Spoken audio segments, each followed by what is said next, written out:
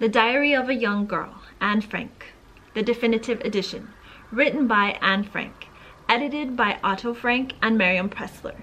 This is a historical non-fiction autobiography written in the diary format of Nazi Germany during World War II. It is comprised of 335 pages with both a foreword and an after. It was published by Doubleday in March of 1995.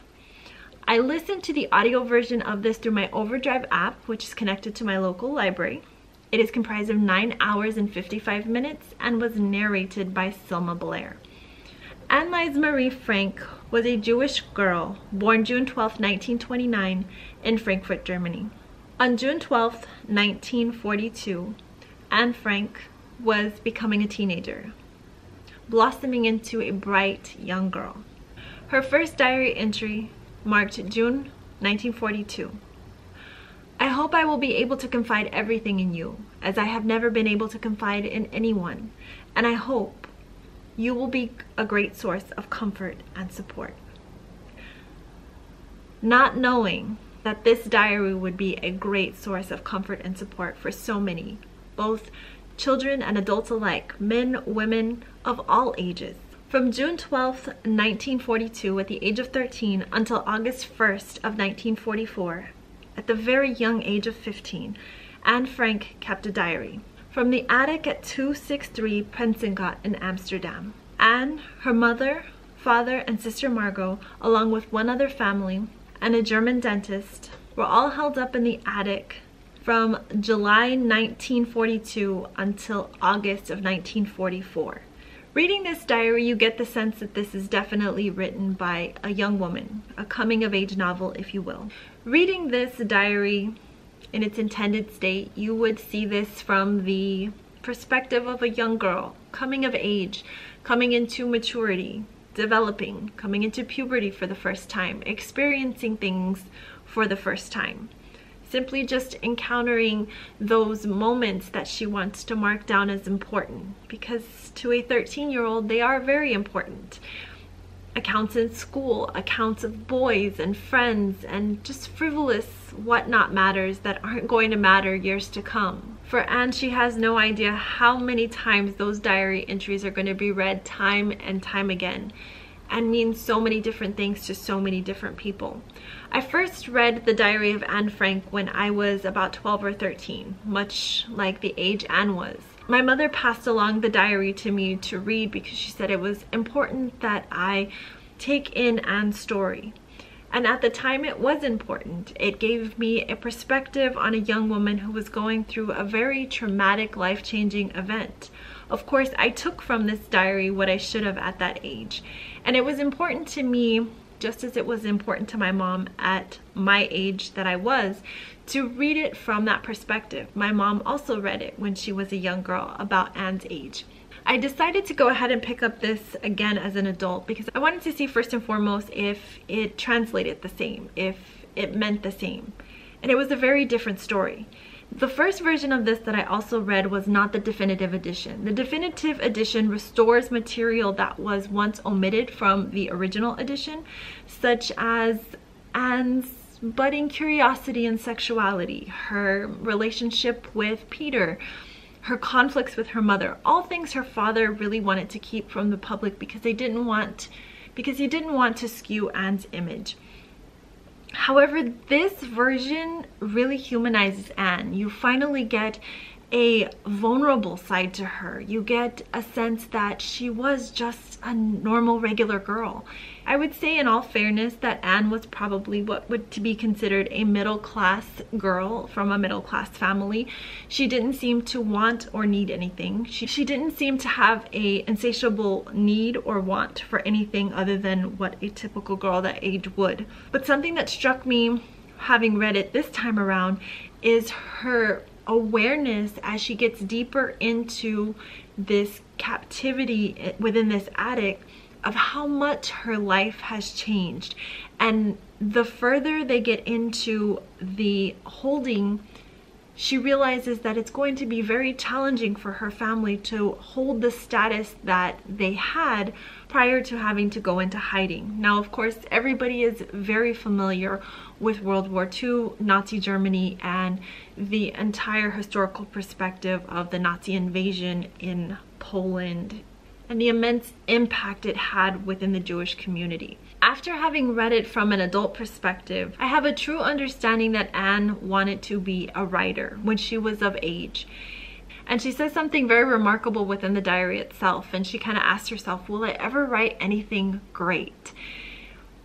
Although you can say that this diary is written from a very juvenile perspective, and the writing is that of a young adult, she was well ahead of her time. She had a vision well beyond the confinements of the attic in which she was subjected to. She had a very clear understanding of what was going on around her and the changes that were taking place in her life. Of course, there was no way of knowing what was ahead. There was no way to foresee the future, and as we get deeper into the 2 years that she was in hiding, we begin to have a bleaker outlook from even Anne herself. One of the things that I missed as a child is the conversations that she had with Peter, and perhaps those were some of the things that were originally omitted. But one of the things that really stood out to me that Peter had said was, maybe our religion will teach people about goodness. Maybe that's the reason, the only reason we have to suffer. And it's things like that that I didn't catch as a child that I now see as an adult. For me, Anne Frank not only gave me a different perspective of the Holocaust, but she truly introduced me to a journey that would last a lifetime. When we read about historical accounts such as this, it's very important to preserve the history and the stories that people have to tell. Anne Frank's story has been told many times over. But there are so many stories like Anne's that exist out there that are so important to read. These are fine, intimate details of people that lived through this, that were able to tell a tale. Unfortunately for Anne, she did not see through the end of this horrific account of the Jewish people. Something that I overlooked as a child, or maybe didn't quite have the ability to comprehend, is after her final diary entry on August 1st, it was just a few short days after that that her family was found to be living in the attic at 263, was captured, separated, and her sister Margaret went on to Auschwitz. Of course, having read thorough accounts of Auschwitz, that is one of the worst concentration camps during Nazi Germany. It was there that Anne developed typhus fever, and she went on to Bergen-Belsen concentration camp, where she met her untimely demise. Anne Frank was 15 years young. I wept. I honestly didn't think I was going to cry. I didn't think that, even having known the story and having read it before and having heard about Anne Frank and had multiple conversations about her, that it was going to hit me in that way. But I think having read it as an adult, I was able to see it from a different set of eyes. Things that I didn't understand then, I understand now. And having so much more information about the Holocaust and about Nazi Germany and the horrible person that Adolf Hitler was, these words mean so much more.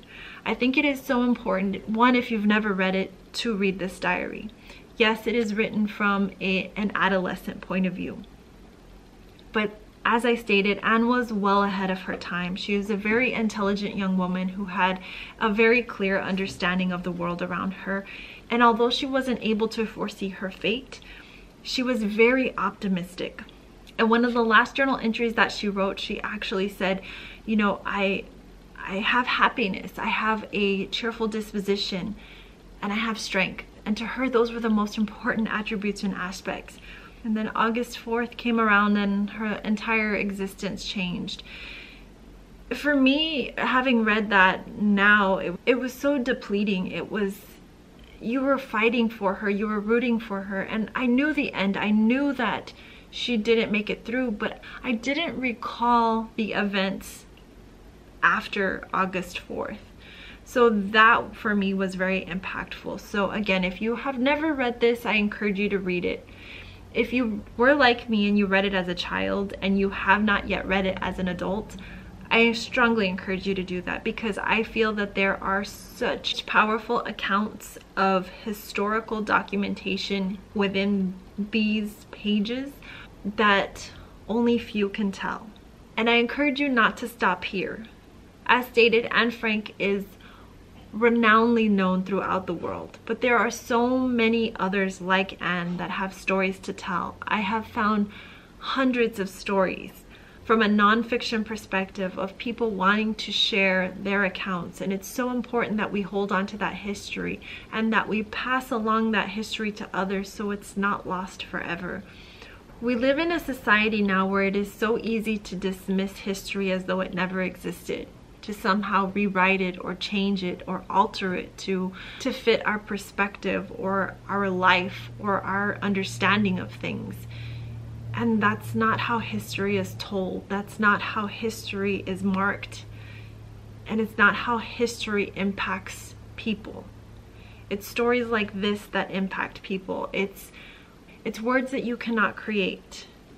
It's words that are created by action, an action that they've lived through in a time period that is no longer, and truly a generation that is dying.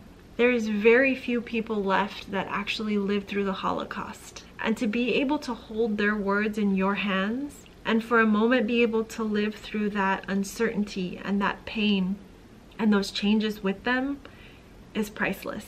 So I hope you'll take the time today to pick up a copy of the Diary of Anne Frank and either read it for the first time or for the first time through a new set of eyes.